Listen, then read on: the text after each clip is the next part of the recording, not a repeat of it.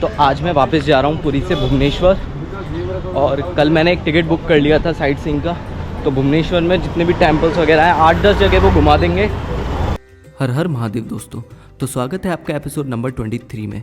और अपनी 108 दिनों की जर्नी में इस वक्त मैं हूँ उड़ीसा में। तो लास्ट एपिसोड में आपने देखा कि मैं पुरी में था और जगन्नाथ जी के दर्शन करने के बाद आज मैं जो है साइट सीइंग के लिए जा रहा हूँ, जहाँ ये मेरे को बहुत सारी चीज़ें दिखाने वाली हैं। तो अभी जल्दी जल्दी पहुँच रहा हूँ मैं वहाँ पर, क्योंकि उसका कॉल आ चुका है कि जल्दी आ जाओ भाई।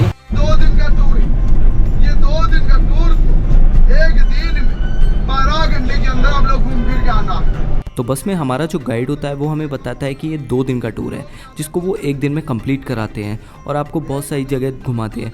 पर एक तरीके से ये स्कैम भी है, क्योंकि आपको सारी जगह नहीं घुमाते, सिर्फ 3-4 जगह घुमाते हैं जो मेन होती है, और बाकी जगह ये नहीं घुमाते और बोल देते कि आज वो जगह बंद है या ऐसे ही करके कुछ बहाना बना देते हैं। तो हाँ, ये छोटा सा स्कैम तो है, पर हाँ 250 रुपये में 3-4 जगह भी घूमना वर्थ है। और इस टूर में जो है हमें सबसे पहले जगह जो देखने के लिए मिलती है वो होती है चंद्रभागा बीच, जिसको गोल्डन बीच भी बोला जाता है। तो इस टूर में सबसे पहले मैं आया हूँ चंद्रभागा बीच पे, जिसको गोल्डन बीच भी बोला जाता है। और ये ऐसा बता रहे थे कि सूरज की पहली किरण यहीं पे ही पड़ती है, इसलिए इसका नाम गोल्डन बीच है।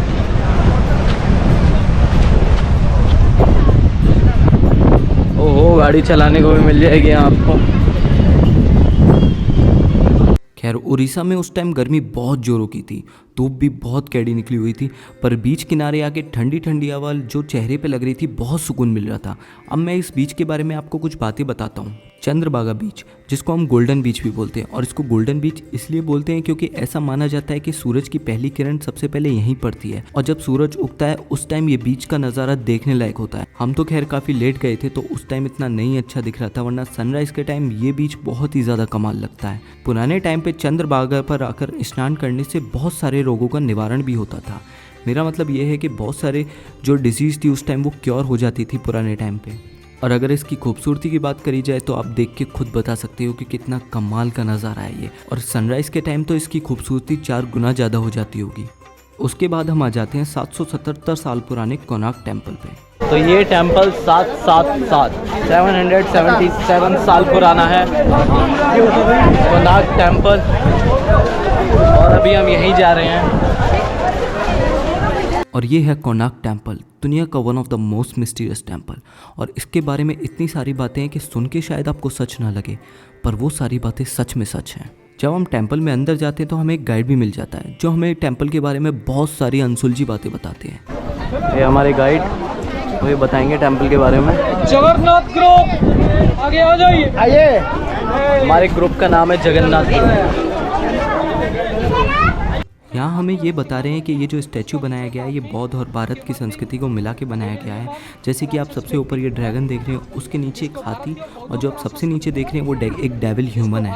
इसीलिए इसका चेहरा ड्रैगन जैसा लग रहा है।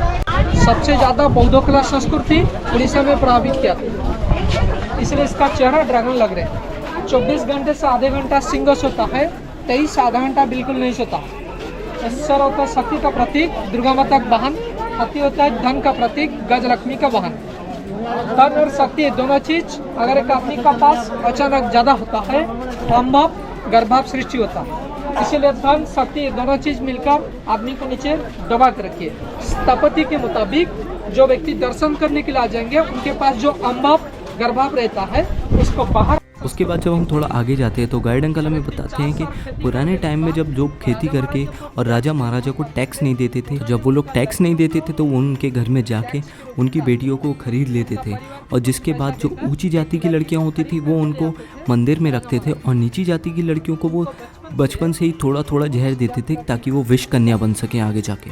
कुछ लड़कियों को मंदिर में रखते थे। नीच जात हरिजन ये लड़कियों को बचपन से खाद के साथ विष मिलाकर विष कन्या बनाते, उनको कैपिटल के अंदर रख देते थे, और ये लड़कियों को मंदिर में नियुक्त थे। रात 11-12 में मंदिर बंद हो जाने के बाद अकेले एक दीपक लगाकर इसके अंदर नृत्य कला को पेश करते। इसके नाम रहती है लास्या, जिसमें सबसे ज़्यादा सौंदर्य प्रदर्शन किया जाता है। और जितनी हैरानी मुझे इन सब बातों को जानकर हुई, उससे कई ज़्यादा हैरानी हुई तब मैंने इस मंदिर को अच्छे से देखा। इतनी बारीकी से काम किया गया है ना कि आज के टाइम में वो पॉसिबल है ही नहीं।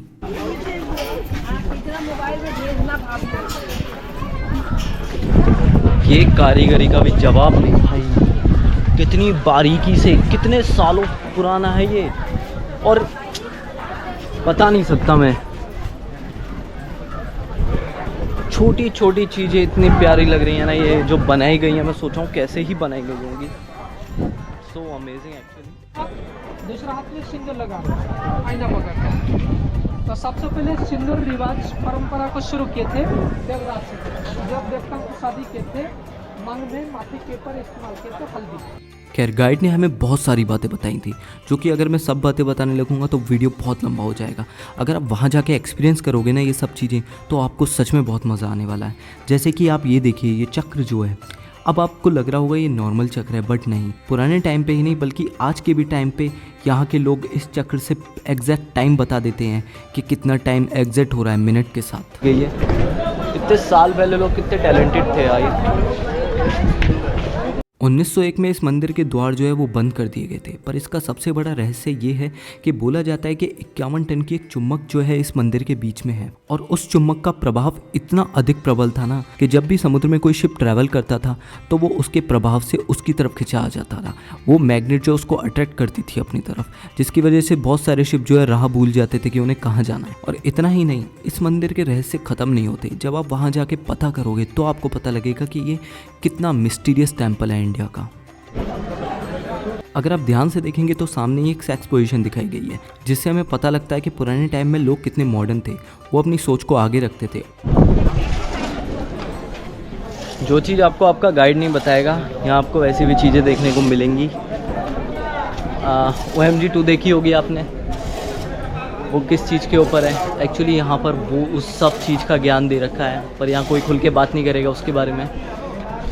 और इट्स सो अमेजिंग यार, कितने साल पहले मतलब कितने साल पहले लोग कितने ज़्यादा मॉडर्न थे।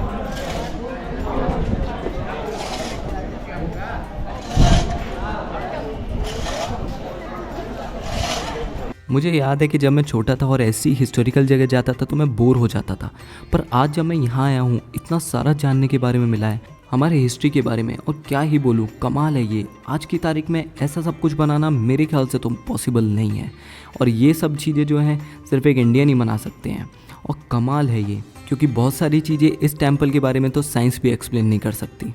यहाँ आके आपको सब पता लग जाएगा कि जो अपने बिहार साइड की औरतें जो हैं वो यहाँ तक सिंदूर क्यों लगाती हैं, और इन चीज़ों में जो इतना कुछ छिपा हुआ है ना, जितनी जानकारी इन चीज़ों में है, ओ भाई गॉड, मैं तो हैरान रह गया। सब कुछ तो नहीं दिखा सकता, बहुत लंबी वीडियो हो जाएगी। बट इन दीवारों पर बनी एक एक मूर्ति का अपना अलग मतलब है, एक अपनी अलग हिस्ट्री है, और कुछ ना कुछ वो लिंक करता है हमारे हिंदू धर्म से, हमारे सनातन धर्म से। और मुझे नहीं लगता कि उड़ीसा में इससे कमाल की जगह कुछ है। जैसे कि मैं हर बार बोलता हूँ कि अगर आप यहाँ आए हो तो ये चीज़ ज़रूर देखनी चाहिए। तो अगर आप उड़ीसा जा रहे हो ना, तो कोणार्क टेम्पल अगर आप नहीं गए तो बेकार है। यही चीज़ देख लो यार, कितनी बारीकों से इसमें ऐसे ये छेद बनाए गए होंगे।